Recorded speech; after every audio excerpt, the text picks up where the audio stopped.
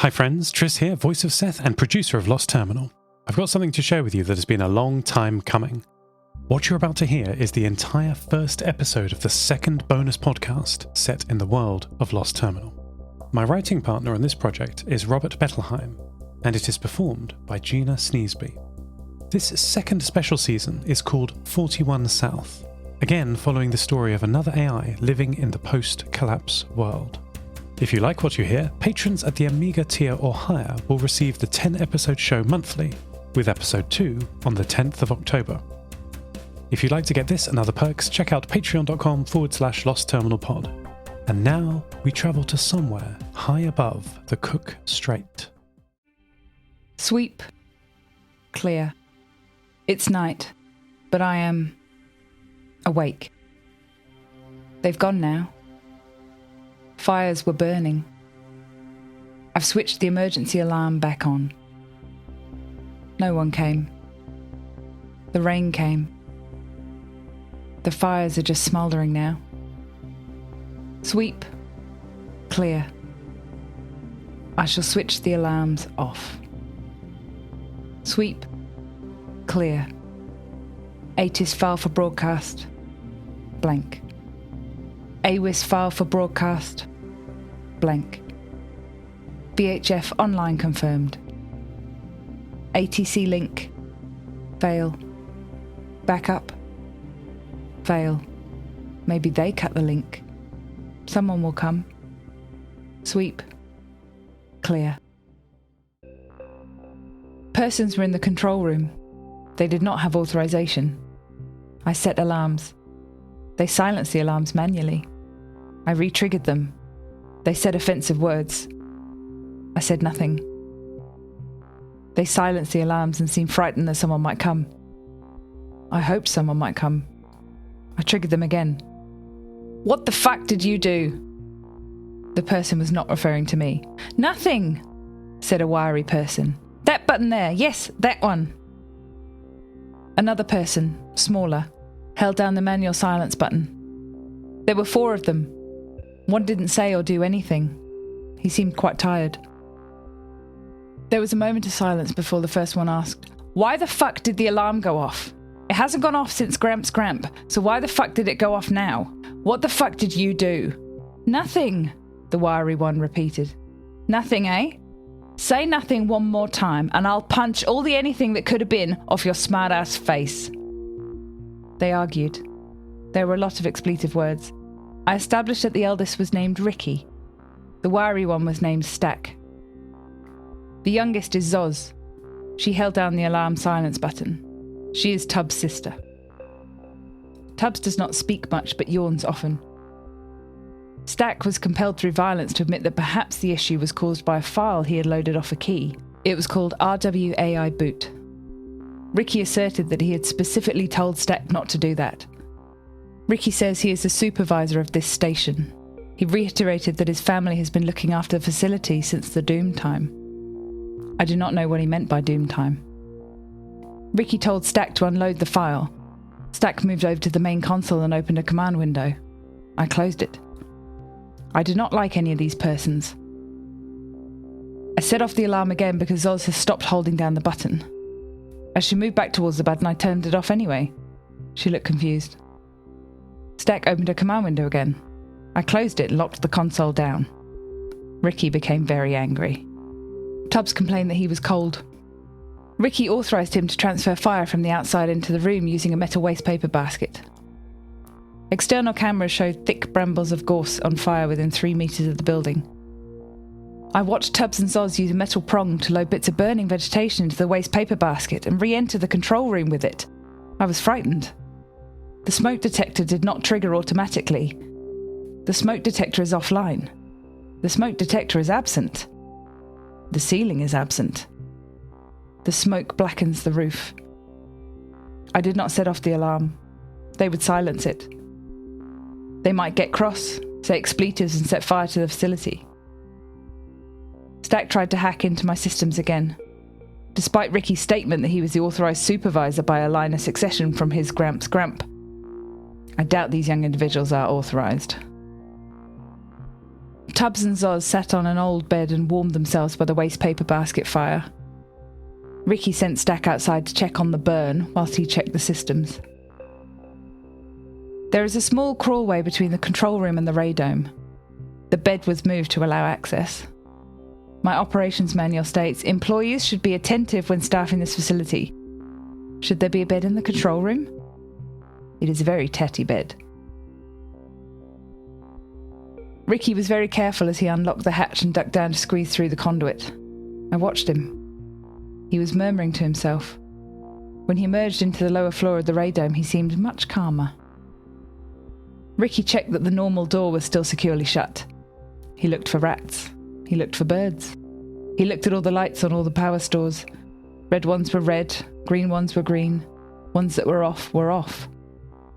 Power stores should not be offline. Why does he look at the lights and see nothing? His lips were moving as he checked the high voltage supply. I did not know what he was saying. He was being slow and methodical but took no action. On the middle level, he checked racks of amplifiers, signal processors, beam controllers, and the VHF modulator. It did not matter if the equipment was for the radar above his head, or the antenna just down the road, or for me. He was steady and conscientious and diligent, except that there were so many silenced alarms. I'm screaming and not being heard. Finally, he ascended onto the top floor. There he just looked at the roof and listened to the hum of my great sweeping eye.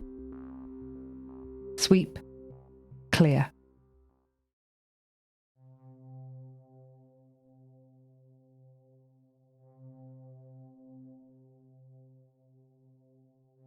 Under circumstances of ATC failure, this radar facility is required to redirect all air traffic to an alternative airport. ATC link is down. On network, Christchurch ATC is not responding. On network, Auckland ATC is not responding. On hard link, Cass Peak is offline. Must I turn back aircraft? Sweep. Clear.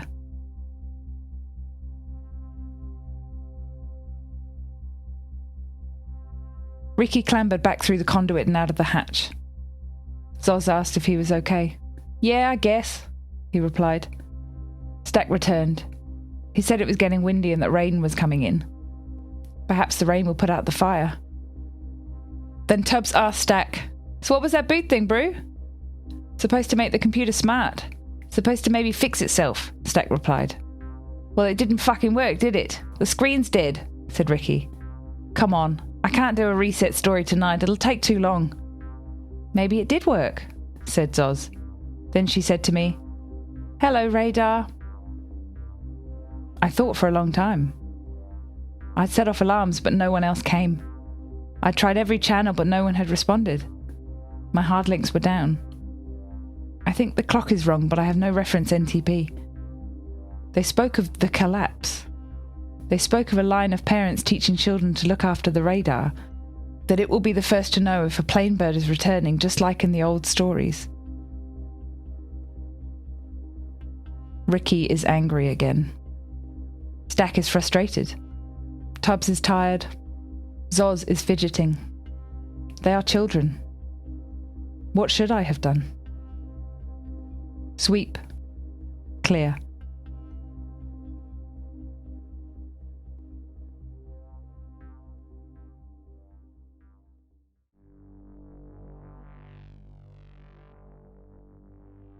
I replied, Hello, Zoz. I'm pleased to meet you. I also put the words on the screen in a nice font. Ricky shouted expletives.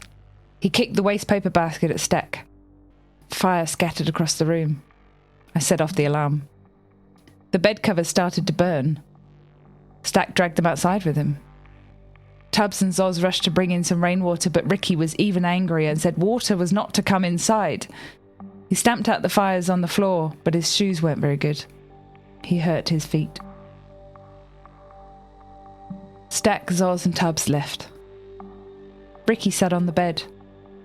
He had stopped being angry. He was sad. He rubbed his sore feet. His shoes were very poor. I didn't want to say anything. I waited for him to talk. He sniffed. Okay, Radar, he said. My name's Ricky.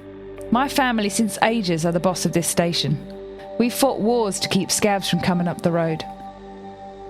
My mum, she told me stories of what this place was and what it did. Like echoes in a cave. Like sea in the dark. Like to know if a wetter's going to drop on your face, maybe. So what I do is to come up here, and I do the chick story, and I clear the brush, and I keep the scavs away, eh? So I'm the boss, yeah? I'm the boss. And I'm going to do a reset story tomorrow, and then it'll be okay, eh? He got up to leave. Please don't, I said.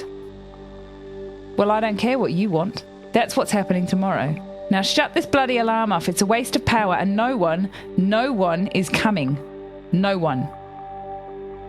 I stopped the alarm. Yeah, I'm the boss, eh? He said. He seemed a bit happier. External cameras showed him limping down the access road. It was very overgrown. The fires outside were still burning. Once Ricky was out of sight and 30 minutes had elapsed, I turned on the alarm. There was enough power for that. Maybe someone else will hear it. Sweep. Clear.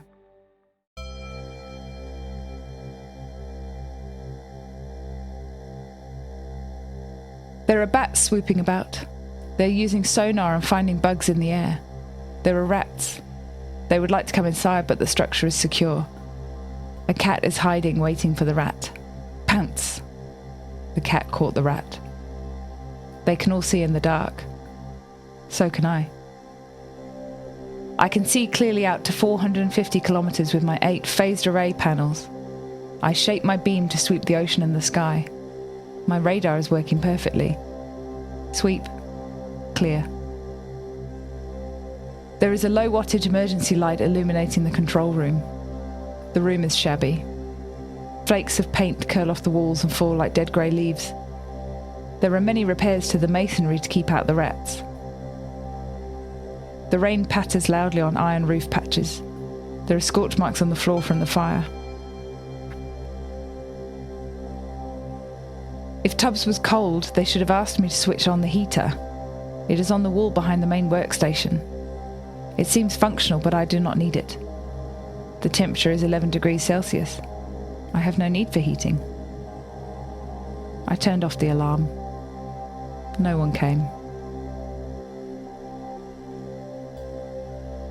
The rising sun dazzles my external cameras. They adjust for the day. The Rimutaka ranges are blunt black teeth in front of the light. To the south, the Kaiguras are sharp in the sunshine and tipped with snow. Some fluffy light clouds are up high. Today will be a visual flight rules day. Sweep. Clear.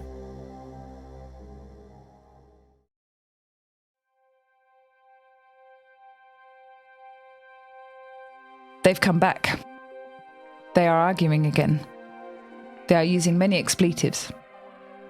Ricky is threatening to do what he calls a reset story, but I think it is just a system reset. I do not think it will make any difference, but I do not want him to try. He says part of the story is to do a backup first. I think that will back me up. Then he said he has to do a restore. That will put me back. The danger, he says, is that maybe it won't come back up. The circuits are old. Stack asks if he's ever done it before. Ricky says they only ever did it when the turbine was definitely needing repair and they couldn't be sure of the power stores. Stack asked him when that was. Ricky says it was about 4 years ago. Stack says, "I'm sorry I loaded that file. I never thought it would do nothing. But if it's between the radar still radaring but saying hello and stuff, or it never turning on again, then maybe a bit of a hello is okay, brew." Soz agreed. So did Tubbs. Ricky went outside in the sunshine and looked all around. His hands were clenched in fists. Then he came back inside. "All right, radar. Where are these plane birds then?" Sweep. Clear.